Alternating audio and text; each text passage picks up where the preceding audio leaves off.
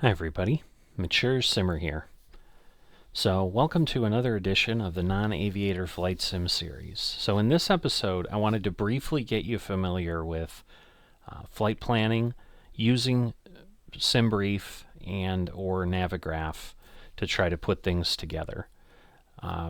This is one of the tool sets that I think is crucial to any serious level of flight simming. I mean, you can obviously jump in, you can kind of fly around, you can just use regular maps, get yourself around areas you're familiar with, but especially if you're going places you've never been before or really want to follow more appropriate rules, they're indispensable. You can get to these tools to some level without paying for them, and I'm very, very frugal. And so I kind of resisted and was initially like, hey, I'm just, flight sim's expensive enough, getting, paying $70 for a program and so forth. Like, I'll do what I can with that. But as I got into it and really started to enjoy what was happening, I started to see the value. I had people show me, all right, if I have a Navigraph subscription, how does that change things? And it's really like night and day. A lot of just getting in Simbrief, getting a plan ready, you can do. The difference you'll have is there's what are called these AIRAC cycles, and the free version is using older versions of that. It's probably two years old or so at this point. And I think they update them periodically, but it's not nearly as frequently. These get updated basically on a monthly basis in real life and in Navigraph, which is using that real life information, which is part of why it's a paid service, because they're using things that they have to pay for, and obviously then they need to cover those costs and so forth. So basically when you come in here, you're going to be on a dashboard and you're basically focusing on new flight and edit flight. That's really what you're going to need to do. And that will be able to get you information. So we're going to go in and look at this last flight plan that I flew, which happens to be the flight plan for my NASCAR 2022 series on the channel. So if I go in here to Simbrief, and all I did was this got generated from my virtual airline, and so this is the plan it generated by default. And so you're going to have some basic information, but what you're looking at here as you zoom in are basically then the waypoints that it's suggesting you go. So the airport's here, then we're going, to OOD, Tebi, and usually you're kind of saying what the 5 letters say, Hado, so forth and so on. And so what it suggested was to go down here to PAC, and then come into Williams, Chams, Cree, top of TOD, and then you're going into the Florence airport. And I was coming in on runway 19er, I believe. So it was just bringing me in toward the airport, and then I would have to route. So you can see here, this thing that says route is, unstrangely, the route. So it's basically saying, here's the airport, runway 27.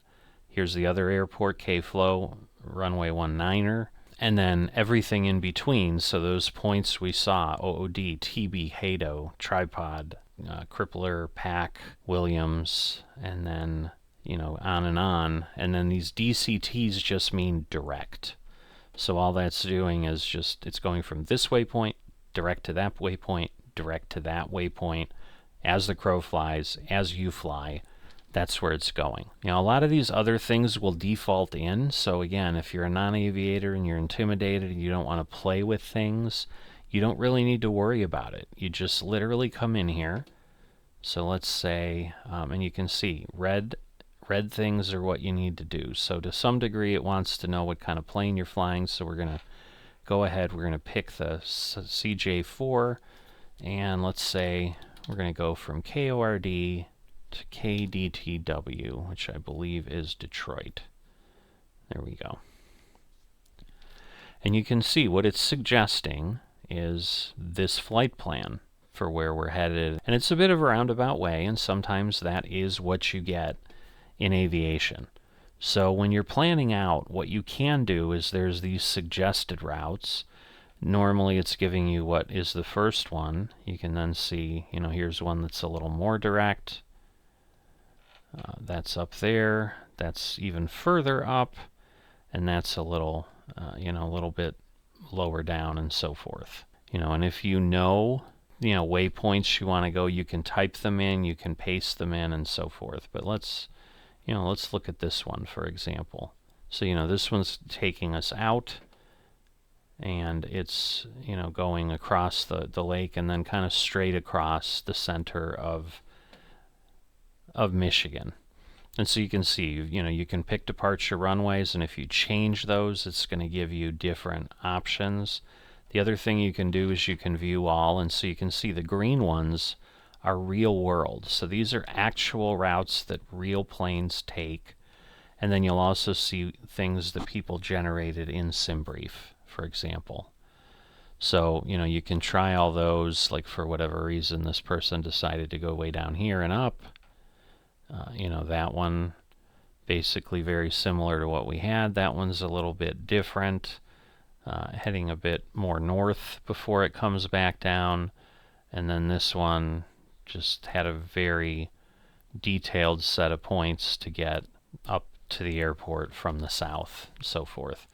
But these at least show you, what other people have used within Simbrief, and give you a basic comfort level that you've got what you need. And then once you've, set your runways, if you want to do that, you can change, again, the aircraft type, and normally that's really all you're doing. You can set your altitude so that if you're going to import the plan, that it has that info. But when you're done, you just generate the flight. And then that will get you to the same thing that we had before, where you're now seeing, where it's at. And you'll notice, again, I didn't put it in an altitude. This is suggesting 33,000 feet. It's getting some information. It's got some basic weight and so forth. And then you basically have a flight plan that you can normally pull. You can go to downloads if you're using Microsoft Flight Simulator, which is what we're doing this series on. You can go to FS 2020, just download that, and that's going to be your file name. Again, I'm not going to get into how you pull it into your aircraft in this video, so forth and so on, because it varies by aircraft and so forth. But you've got this information, and you can download those to a directory and then have that available to you. The benefit here now, coupled with Navigraph, is if I head over here to Navigraph, I can go import flights, import from Simbrief, and it'll show the last, few that I have. And so I'm actually going to import the one that I just flew, because it's going to show me, or allow me to show you what you may want to do. And again, where Navigraph is a little bit stronger. Simbrief, you're just putting information in, but you kind of need to know things. Navigraph has charts and information that's going to give you a little bit more detail. So I can click on any of these arrows, and this shows me all the runways. It shows me the distances or the lengths, so that if I've got a bigger aircraft, like I probably am not going to want to fly off a 4,600 foot runway with a commercial airliner. I couldn't. I mean, it's too short. I'm being a little bit funny. But you can then go ahead and just add that to the route, and it replaces it. But the other thing this does is it will give you the weather information. And again, you're going to have to watch a video on METARs and things like that to understand what those are and what you do with that. But with the METAR that this information gives me here, I know that coming in on runway 19 into Florence was really not preferred. I really would prefer to come in on 27. So I add that to the route, and then you'll see, that changes there. But then when I select approaches, and this is all paid version stuff with Navigraph, so you're not going to get this level of detail with the free version. So just be aware. But this is one of the reasons I just find it invaluable. And you can see, like, this is where in theory I was coming in from. So I'm going to go ahead and either go on final or SVAC, because otherwise if I come in from these other waypoints, I could come in here and make a sharp right, but I don't need to, and so I pull this down and I add that to the route, and you'll see that it rebuilds my route, plus it adds that in there. But now again, when I'm visually looking at this, I'm like, well, why do I want to fly down here? And then this dashed green line is telling me that it's just, I'm vectoring in, meaning I'm flying in on this heading 311 into this location. It's like, well, why do I want to go down and up? Let me go from a different direction. So I determine, well, PAC is the last waypoint, so that's a long way away, but I basically am going to remove the subsequent waypoints after PAC. I want PAC to be my last one, and so I remove that, and now you can see, like, Navigraph has rebuilt this, and now I've got a different plan.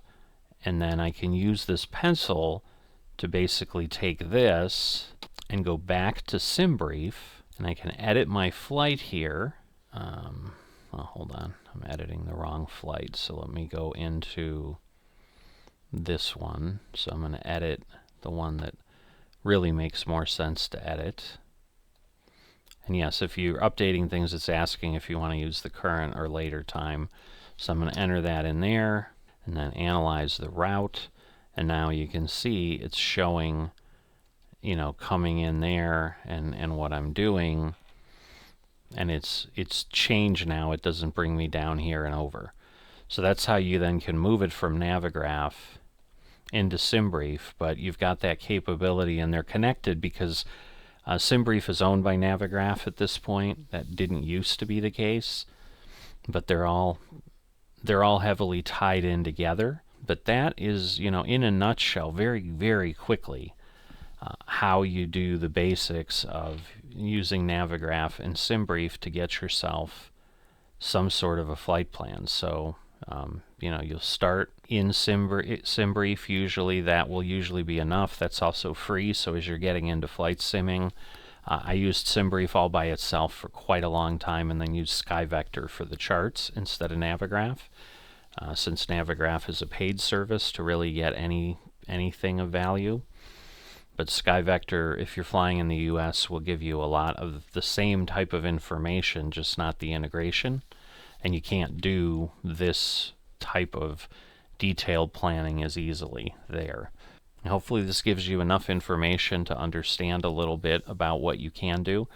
Probably a ton of questions. Go ahead and drop them in the comments. It might encourage me to make some other videos in more detail about a specific topic. I may have glossed over things a little too much. Sometimes it's hard to remember what is basic and what really isn't. But I'm hoping this was basic enough that you just know you need the 2 airports, where you're flying to and from, and that will basically get you a flight plan, and then you can just follow that. That will work at the basic level. The rest of this was then tweaking and improving it so that you fly a route you'd prefer. If you've enjoyed this and haven't dropped a like, please consider doing that. If you are not a subscriber, please consider doing that, and I will see you next time.